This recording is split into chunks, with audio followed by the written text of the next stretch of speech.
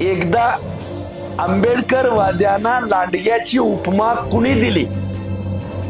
कुणाच्या जिभेवर आंबेडकरांच्या नाव घेऊन लांडग्याची उपमा आली? हे एकदा त्या बाईट मध्ये तपासा. स्वातंत्र्यानंतरच्या गेल्या 50 वर्षात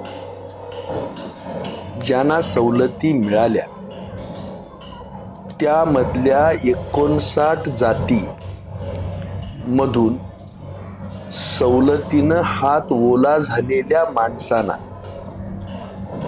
मग आमच्या सवलती कमी होतील का याच्याबद्दलची भीती वाटेल, त्याचा उल्लेख करून माझं वाक्य ज्यांना सवलत मिळाली,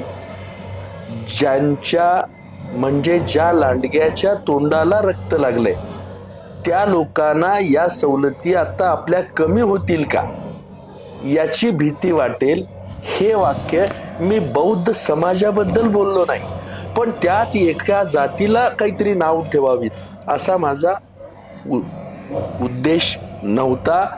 आणि बुद्धी वैभवाच्या शिखरावर तळपणारा सूर्य बौद्धांनी ओजळीत झेलला आणि आपला उद्धार केला. कष्टानं ही माणसं तयार झाली, लंडनला गेली, जपानला गेली, साऱ्या जगात त्यांनी आपलं वर्चस्व निर्माण केलं. ब्राह्मणांना देखील हेवा वाटावा अशा प्रकारचं बुद्धी वैभव या सवलतीच्या माध्यमातून माझ्या थोरल्या भावांनी मिळवलंय. त्याच्याबद्दल मला आदर आहे. स्पेसिफिक एका माणसाचं नाव घेऊन त्यांना बेइज्जत करणं हा माझ्या संस्काराचा भाग नाही. अत्यंत सेन्सिटिव्ह बौद्ध समुदायामधला तरुणाईचा वर्ग हा अत्यंत आक्रमक आहे. बरेच सहकारी अत्यंत खालच्या पातळीवर येऊन शिवीगाळ करणं या गोष्टी माझ्याबद्दल करतायत. त्या सर्व मित्रांना मी विनंती करतो की आंबेडकरवाद्यांना कुठंही मी लांडग्याची उपमा दिली नाही किंवा मी लांडगा म्हणालो नाही. ही गोष्ट मातीपासून आबाळापर्यंत शोधायची झाली तर त्याचा पुरावा शाबीत आहे. तो एकदा आपण तपासून बघावा. जोशाबा या दैवताबद्दल माझ्या आयुष्यात कधी अपशब्द गेला नाही, पण कुठल्या तरी राजकारणाच्या कारस्थानाचा बागुलबुवा करून येणाऱ्या निवडणुका स्थानिक डोळ्यासमोर ठेवून कोण उचकटून देण्याचं पाप करत असतील तर त्यांचेही मी आभार मानतो. पण पाप करण्याआधी एकदा 2 वेळा ही क्लिप आपण ऐकावी. एक चळवळीचं काम करणाऱ्या सहकार्यावर अन्याय करताना आपण तो जाणीवपूर्वक करतोय का जाणून बुजून करतोय हे एकदा तपासावं अशी माझी आपल्याला कळकळीची विनंती आहे. म्हणून आंबेडकर चळवळीलाच माझा जयभीम आहे. एकदा आंबेडकरवाद्यांना लांडग्याची उपमा कुणी दिली? कुणाच्या जिभेवर आंबेडकरांच्या नाव घेऊन लांडग्याची उपमा आली? हे एकदा त्या बाईट मध्ये तपासा. आणि त्यात माझा काय दोष आहे हे जर आपण काढलं तर माझ्यावर, माझ्या समाजावर फार मोठे उपकार होतील. बैठकीमध्ये चर्चेला बोलवा. आता मी तत्वतः माझं सत्तेच्या उशाला बसण्यापेक्षा समाजाच्या पायथ्याला बसण्याची मला सवय झालेली आहे. तुम्ही हाक मारा, मी माझं विश्लेषण करतो, पण विनाकारण साप भुई थोपटताना मला त्याच्या यातना होतात. पण आदर कुणाचा करावा हा सुद्धा प्रश्न उपस्थित होतो. जो व्यक्ती डॉक्टर बाबासाहेब आंबेडकरांचा, डॉक्टर बाबासाहेब आंबेडकरांच्या वंशजांचा, डॉक्टर बाबासाहेब आंबेडकरांनी निर्माण केलेल्या समाजाचा इतका द्वेष करत असेल, इतक्या खालच्या पातळीवर जाऊन टीका करत असेल, इतकी कलुषित त्याची बुद्धी बाबासाहेब आंबेडकरांच्या समाजाकडं पाहण्याची, निरीक्षण करण्याची, त्यांच्यासोबत वागण्याची, त्यांच्यासोबत राहण्याची असेल तर अशा व्यक्तीला माझ्याकडे कुठलं तरी सन्मानाचं पद द्यावं असं मला वाटत नाही. तरीही भारताचा नागरिक म्हणून डुक्कर ह्या व्यक्तीला लक्ष्मणराव असं म्हणण्या इतकं उत्तरदायित्व मी दाखवू शकतो. मुळात लक्ष्मणराव इतक्या लवकर गुडघ्यावर येतील असं वाटलं नव्हतं. मुळात लक्ष्मणराव इतक्या लवकर गुडघ्यावर येतील असं वाटलं नव्हतं. पण भविष्यामध्ये येणाऱ्या महानगरपालिकेच्या विधानसभेच्या निवडणुका पाहता BJPने लक्ष्मणरावांना पुन्हा मोहोळमधून निवडून आणण्याचं चॉकलेट दिलेलं असावं. त्यामुळं बौद्धांसोबत पंगा न घेतलेला बरा. आणि त्यातल्या त्यात नव्यानंच महाराष्ट्राच्या पटलावर राजकीय परिक्षेत्रामध्ये नावारूपाला येणारं नाव म्हणजे आदरणीय आनंदराज आंबेडकर आणि त्यांची रिपब्लिकन सेना भविष्यामध्ये आपल्याला अडचण ठरवू शकते. भविष्यामध्ये लक्ष्मणरावांना अडचण ठरू शकते याची भीती लक्ष्मणरावांना वाटल्यामुळं हा दणका जो आहे लक्ष्मणरावांना डुकराचा बसलेला तो अतिशय मोठा बसलेला आहे आणि त्यामुळं लक्ष्मणराव घुटण्यावर आलेले आहेत. पण मित्रांनो,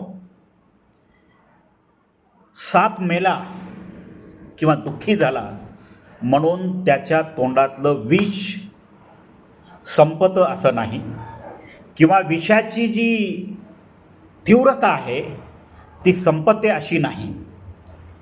मी नेहमीच म्हणत असतो की वाघासोबत मैत्री करावी पण मांगासोबत नाही. आणि ते जोपर्यंत मांग आहेत तोपर्यंत त्यांच्यासोबत मैत्री करणं म्हणजे विश्वासघात आज नाही तरी उद्या होणारच आहे, यात दुमत नाही. यामध्ये मी सगळ्याच मांगांना याच्यामध्ये दोषी धरत नाही आहे.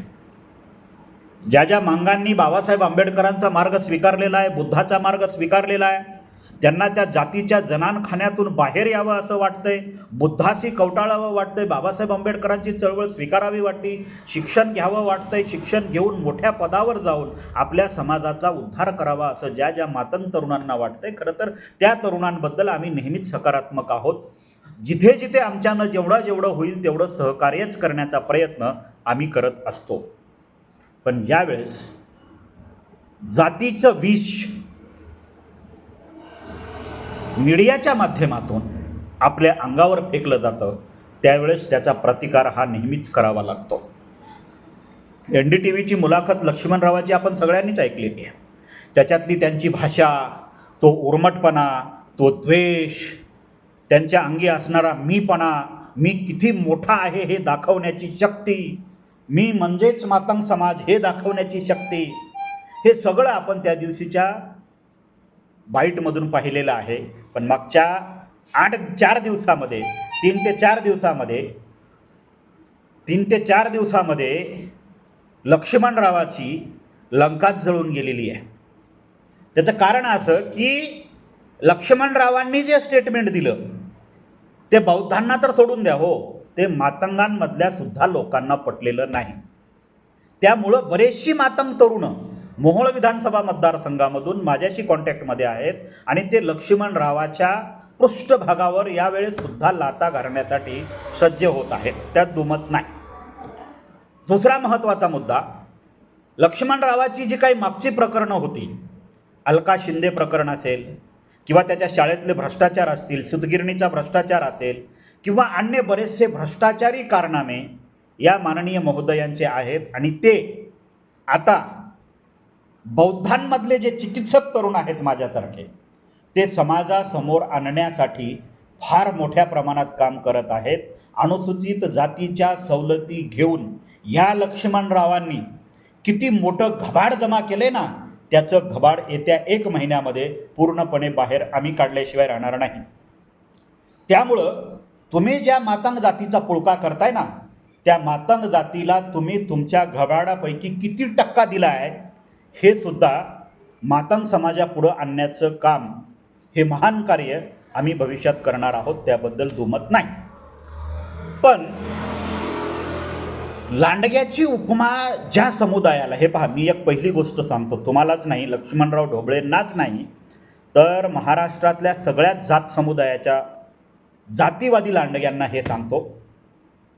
आम्ही जरी पक्ष, संघटना, नेते विचारधारा यामध्ये वेगळे वेगळे असलो तरी बौद्ध म्हणून ज्यावेळेस बाबासाहेब आंबेडकरांच्या आणि बुद्धाच्या अस्मितेवर प्रश्नचिन्ह उपस्थित होतात किंवा त्यांच्यावर कोणी अशा खालच्या पातळीवर जाऊन टीका करतं, त्यावेळेस आम्ही सगळे कितीही शत्रू असलो आंतरिक आमच्या घरामध्ये, तरी आम्ही सगळे एकच होतो आणि आहोत हे विसरू नका.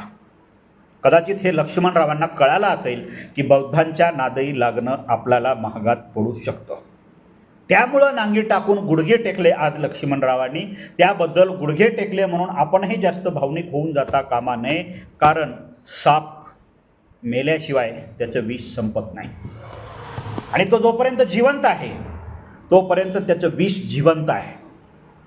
त्याच्यामुळं लक्ष्मणराव ही विषारी जात आहे.